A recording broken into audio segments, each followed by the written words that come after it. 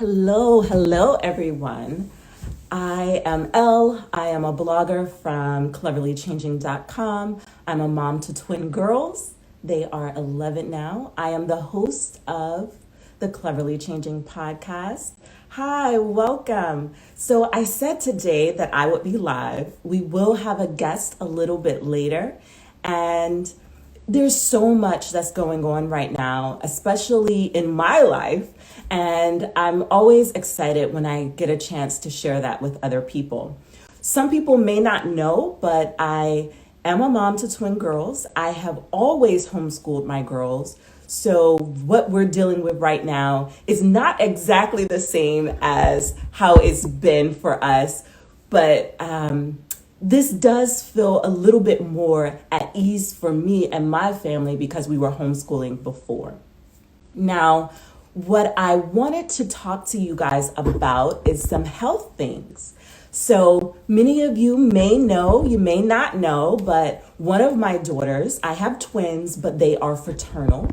And one of my daughters was diagnosed at the age of 6 with type 1 diabetes, and she was born with a genetic disorder. And the genetic disorder is sickle cell anemia. So sickle cell disease primarily affects the Black community. It doesn't only affect the Black community, but it is very prevalent in the Black community. A matter of fact, 1 in 12 Black people, African Americans, have the sickle cell trait. And when my husband and I met each other in college, we actually did not know anything about the trait. We had never had a conversation about it. It's something that wasn't on our radars at all. We dated throughout college. After we graduated from college, we got married. So 3 years into our marriage, we had children. And we found out when I was about 20 weeks pregnant that we both had the sickle cell trait. And so if anybody is familiar with sickle cell, you'll know that for 2 people who have the sickle cell trait, they have 1 in 4 chance. Hi, everybody is joining. Hi. I was just saying that when 2 people have the sickle cell trait, they have 1 in 4 chance to actually have a child with sickle cell disease. So I'm just giving everybody a little bit of a backstory about me and my family. And 10 years ago, I started my blog, cleverlychanging.com. I was nursing my twins all day around the clock, and I needed to do something else. And it's kind of funny because my husband gave me a new computer for Mother's Day. And he said, you should start a blog. Most of my friends hadn't had kids yet. So I said, I love to write, but I don't really like being on social. So social media wasn't my thing, but I wanted to just get a chance to kind of share what was new and what was going on in my life. Hi, everybody. So we have, today we're going to be talking with Mario, and he has requested to share a backstory about myself. I've been blogging at cleverlychanging.com for it will be 10 years this Mother's Day. So hi, Mario. I was just giving everybody a little backstory about me and my blog, cleverlychanging.com, and telling them about my family. I'm a mom of twins. My Okay. are 11 years old, and one of them has type 1 diabetes and also sickle cell anemia, which is really where all of my passion to be a health advocate started. And I really started to put the energy and the lessons that I learned into my blog. So my blog is an informational blog. I shared how I went from corporate America and became a stay-at-home mom, how I was able to do that and pay off my student loans. So I talk a lot about finances because I know some families want to homeschool or want to be stay-at-home parents, but their finances aren't in order. Right. So that the lessons that have worked for me, I wanted to share them with other people. Now, I kind of want to just let everybody know who you are since you're joining us, and I appreciate your expertise and everything that you do. I'm a Never Settle ambassador for those who don't know, but Mario is the host of the Never Settle Network, and it's on YouTube. So definitely go subscribe. But please tell us a little bit about yourself so that my audience can know who you are. Yeah, I appreciate that. And it's so good to hear the context and the backdrop of one's journey, as well as one's ability to create a path for themselves that is not easy to do, and then have success creating that path, and then be able to try to teach others how you were able to do that. And that's the whole, being able to pour back into others that would love to be in a similar situation. For you, for me to hear, excuse me, for me to hear that really just tells me a lot about who you are and why you're doing the books that you're doing, and why you're doing the writing that you're doing, and why you're making your life and your path so accessible to other people, is helping them find their way. Because a lot of people would love to be doing something other than what they're doing, but they haven't had the exposure, or they haven't figured out how to monetize that thing that they would like to do. That's usually the two things that hold it up. They haven't seen the way to make money doing it, so therefore they don't understand how to generate an income doing it, or they just don't even know that there is a possibility of something that they have a hobby or an interest or a love for that actually could become something that could be income generating for them. And so the lack of exposure or the lack of how to make money from that thing are usually the two things that I see the most hold people up when they ask me for mentorship. And so you've been able to break through that. And so that's a big thing to break through. So for people that don't know me, when I talk about who I am, it boils down to something very simplistic. Number one, I advocate for the underdog. That means my job really is to try to help give you access to information that I've gotten access to. Like, I see myself as almost like a secret spy for my people. Like, if I get into that boardroom on the 35th floor in Rockefeller Plaza in New York City, I'm not just soaking up that information from me. I'm soaking up that information because I'm coming back, and I'm coming down to the street and I'm delivering it, whether it's on IG Live, whether it's in my YouTube clips, whether it's one-on-one in the street, whether it's me speaking to you. Like, my job is to be a vessel of helping people see the potential in themselves, but not just from the 30,000 foot view. I like to get very practical. Here are the steps you need to take. We made the worksheets. Go download the worksheets for you to take the action. I like to hold people accountable to the ambitions that they say they have, but maybe lacking some of the action that's needed to match up to that ambition. And I understand it's not easy. So I try to gracefully push people, sometimes a little bit more hard and aggressive, other times very mindful and soft and caring. But it all depends on the person and the type. But it's all rooted in a mindful way of hustling. So what we say at the Never Settle team is that we really want people to prove their potential. That means put your work out there and go after your best you. Get the advice and mentorship that we're giving to you largely for free.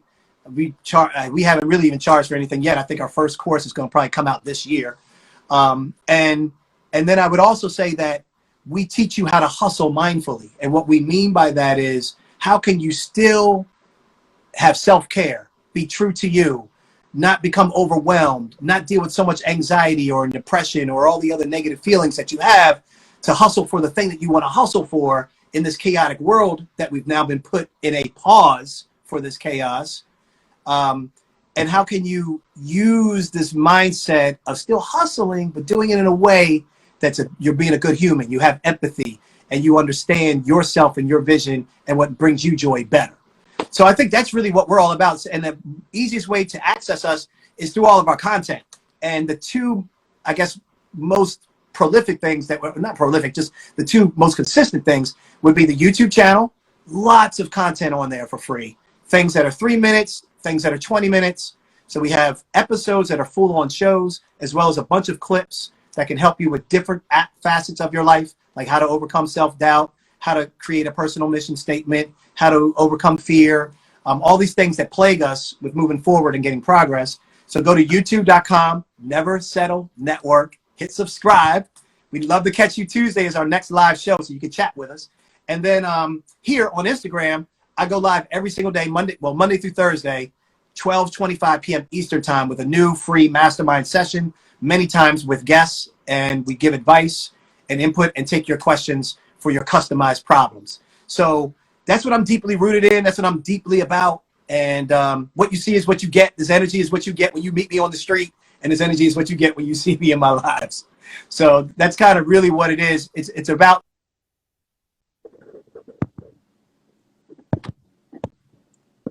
Hi. helping creators and helping people pursue their passion is what I'm really all about doing in the most transparent, authentic, and vulnerable way possible. Okay, awesome.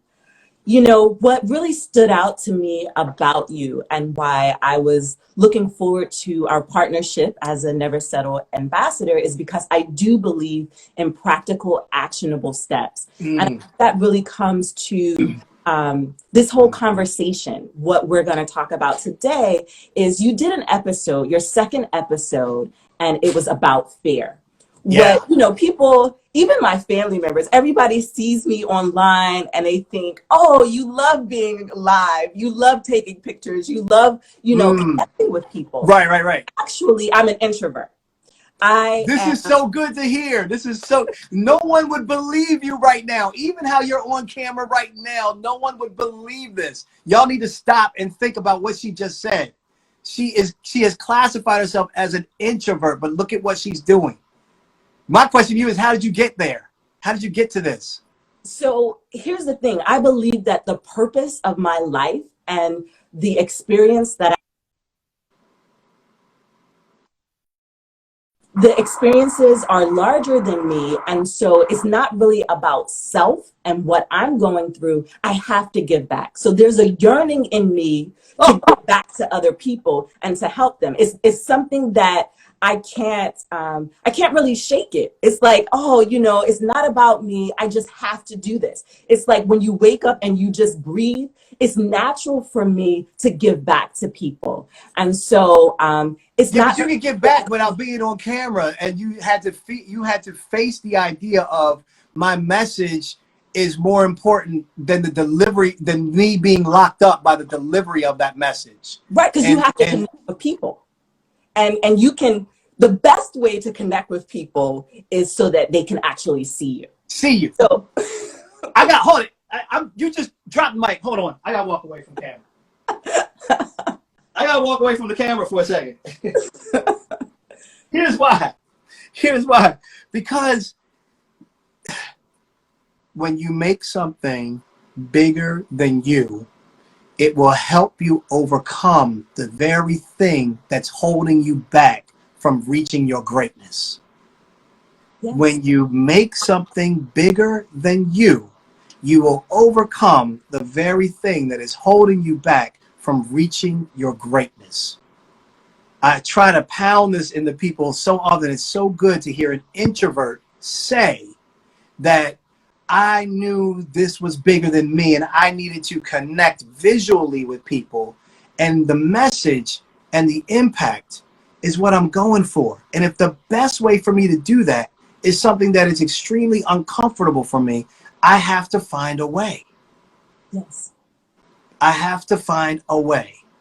And so it proves to people that you can be not necessarily that you're changing, you're not trying to become an extrovert. That's the difference. People will ask the wrong question. How do I become an extrovert? How do I get comfortable speaking? No. You attached a completely different necessity. On tomorrow's show, I talk about this whole idea of goal making and how you need to attach necessity to your goal making. It's not good enough to just create a goal. You have to attach a necessity to it. Your necessity, your goal is to reach more people with the message that you have. That's the goal.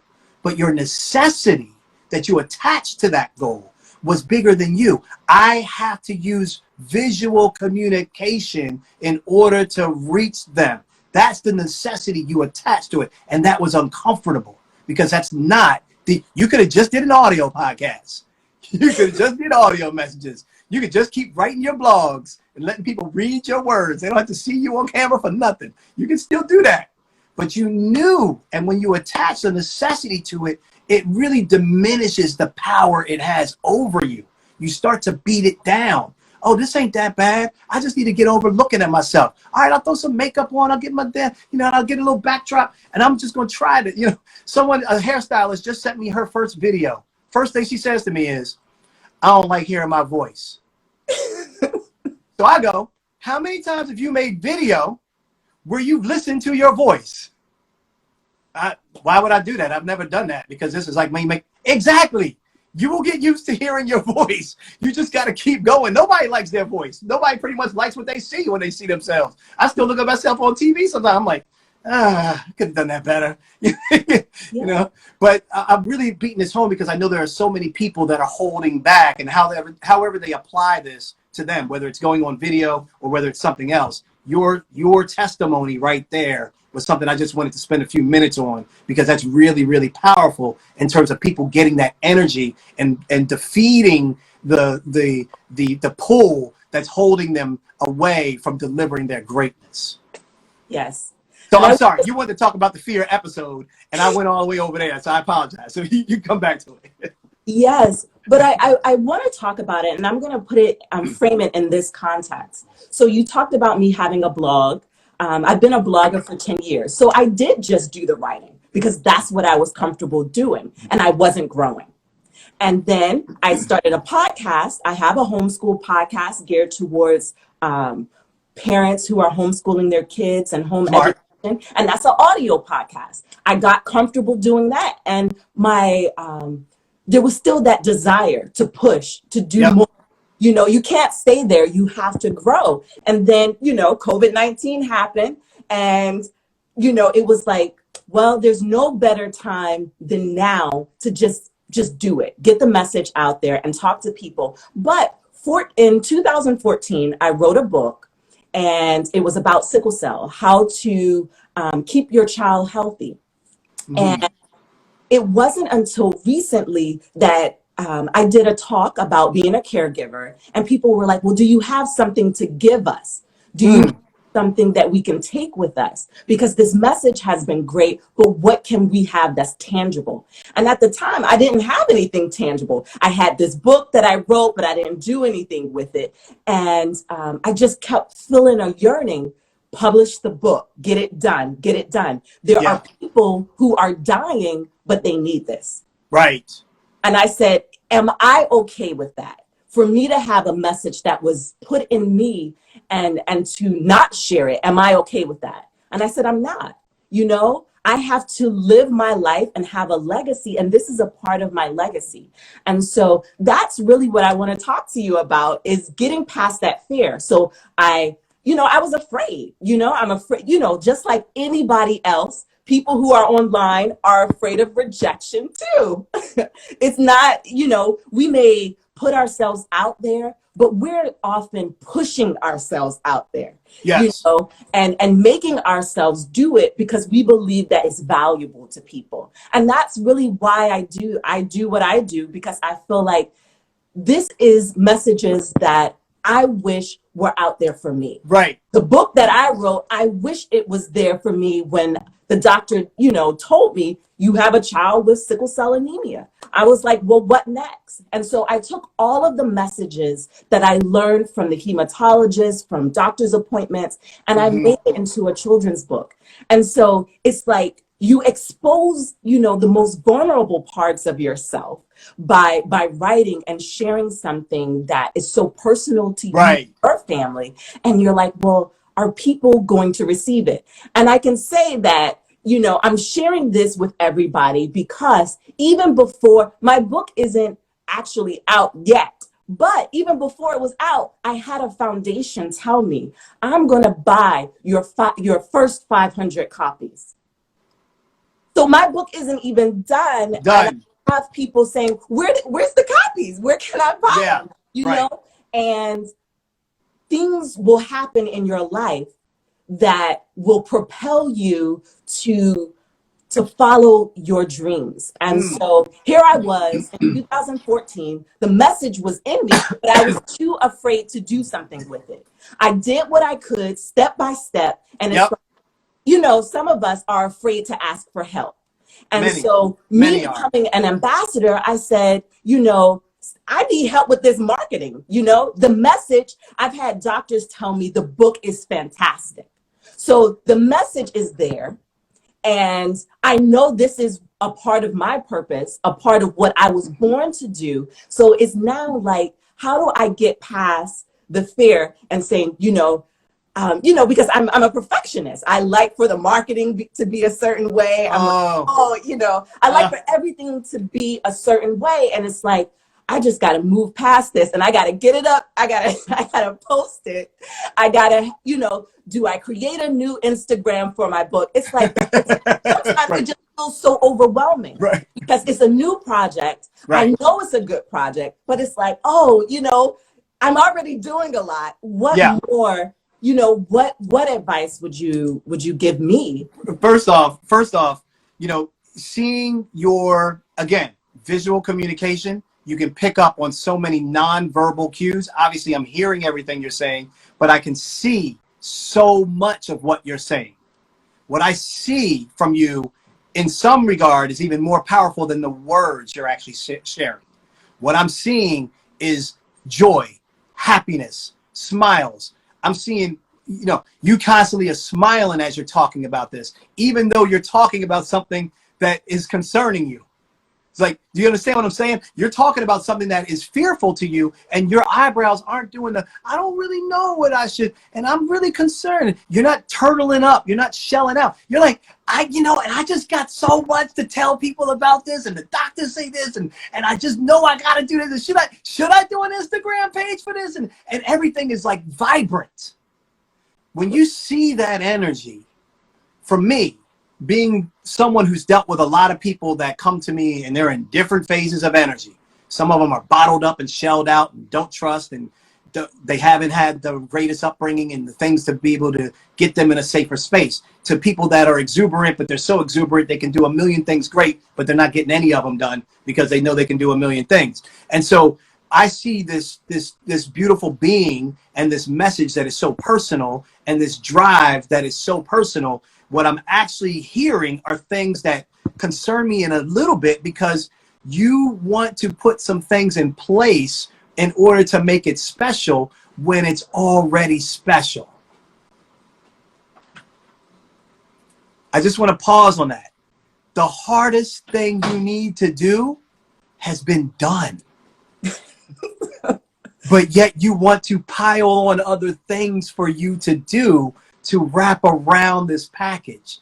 But the hardest thing that you needed to accomplish, that I don't even know if you gave yourself a celebration party yet for, was the fact that you wrote a book that was personal to you, that had stuff that you know can help other people's lives.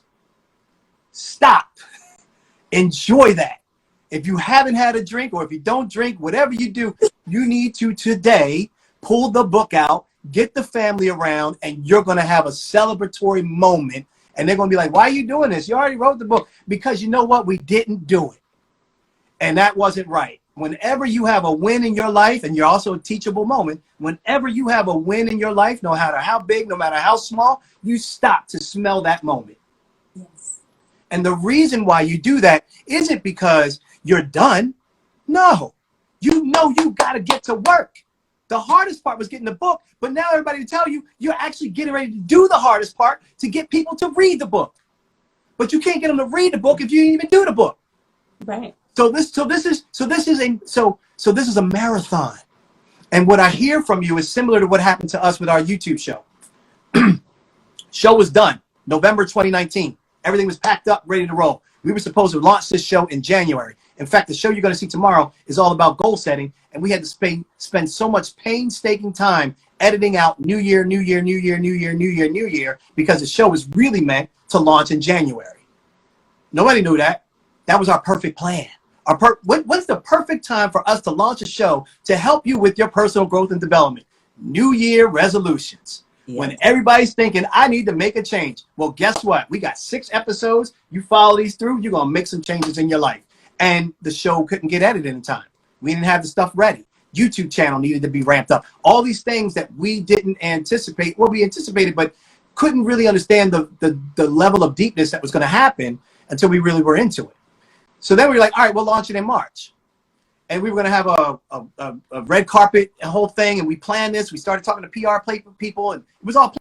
Now we're like, is it even timely for us to even launch a show about helping people with their personal growth and development? Because people are trying to figure out how they even going to live right now. Like, and should we even be thinking about doing a show on fear when there are people that are in real fear? Like, are we tone deaf? So we're really, again, hustling mindfully. We're thinking through, how, you know, what's the right thing. When we launched, to get to your point with your book, when we launched, we wanted to have a big splash. We wanted to have a big marketing campaign. We wanted to have a red carpet. We wanted to have all these things that we knew would try to drive. We had influencers that we were paying to show up. And like, we had all these things that try to help give us that lift, that buzz to get people to find our show. Same way you would want people to find your book. We had to make a decision. And we said, do we wait until COVID passes and we just, you know, maybe do this in the summer or the fall or whatever? And then we sat on it, prayed, listened, stayed open to energy. And we said, no, now's the time. But we don't have everything. Now is the time. Why? Because people need it. Why? Because they're getting hit with death rates and this and that and all this negativity. They need something that can actually show them some light, give them some hope, give them some tools that they could work on. If that's what they want to do, this will be perfect for those types of people. Yes. So we didn't launch in a perfect environment. We didn't launch with everything perfectly wrapped. And we still went. And because it was bigger than us. And you have to keep going because it's bigger than you. So I would say, forget the Instagram account. I would say, what's the most important thing you need to do right now? You need to sell books or start giving them away to other people that are great readers that can bring attention to your book. But you need to focus on the things. This is two things.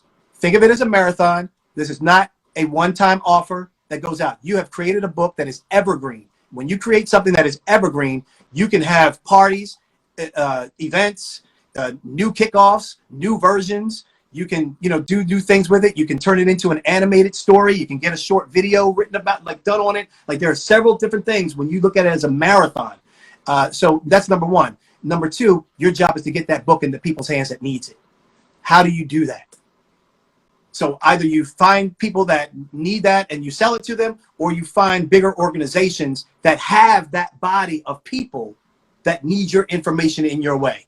And to me, I would say that would be the better spend of your time, because yes, you'll reach more people with the same amount of energy. For you to get 10 individuals to buy one of your books, you could get one corporation to buy 100 of your books. Right, right. I'm more into the corporation hospitals across the nation. Yes. On that note, let me say this really quick. If you got those doctors, please get them to send you a video of their testimony.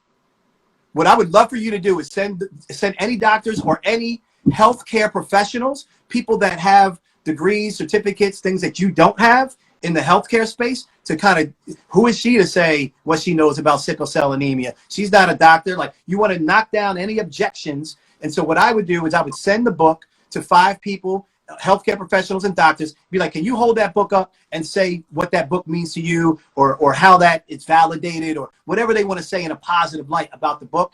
That goes into your kit. When you send that to your corporations, you say, check out these testimonials. Okay. I love that you said that, because a doctor's panel have looked at the book, and I've only received positive feedback. So, you know, I was thinking, you know, do I just put their comments on the back of it? Do I get one to write a foreword? I do have a doctor who has agreed to write a foreword. Yes. And it's children's books. So children's books don't usually have a foreword, but this is a special book, and it warrants the need for it because it has to lend that credibility. And so you got it. The foreword is for the parents. The foreword is for the sponsors. The foreword is for the credibility. The foreword is not for the kid. So yes, both. You want the forward from some, that's great. You're already you're right there. Do the do the forward, do the back panel, and then get some video to back it up. That's it. Your pitch is done. You're solid. Well, thank you. I feel like this conversation and what you do has just been so pivotal to what is going on right now. Mm. I know that tomorrow at 11 o'clock Eastern Standard Time, you're going to do your goal setting show. And I just, 10, right? 10 a.m. Eastern. so it's 10. So it's on YouTube, the Never Settle Network. Yep. Watch the show. I know every episode I get fired up. You know, I'm in the comments section just commenting away because it's good information that people would pay to find Right. out. And That's what trips me out. It's like we're doing it for free, y'all. So like, come on, come get it. Yes, I know. I have told all of my family and friends, check this show out because it's something that I truly believe in, and I wouldn't be sharing it if I didn't. No, and you've been an incredible ambassador. I love your posts. I love your creativity to your stories. I love how you really get into the role that you play, which is a significant role of bringing other people to something that you feel very confident about, has made a valuable impact for you, can do so for others. And that's obvious as to who you are with everything that we've learned about what you do today and what you're doing with the book.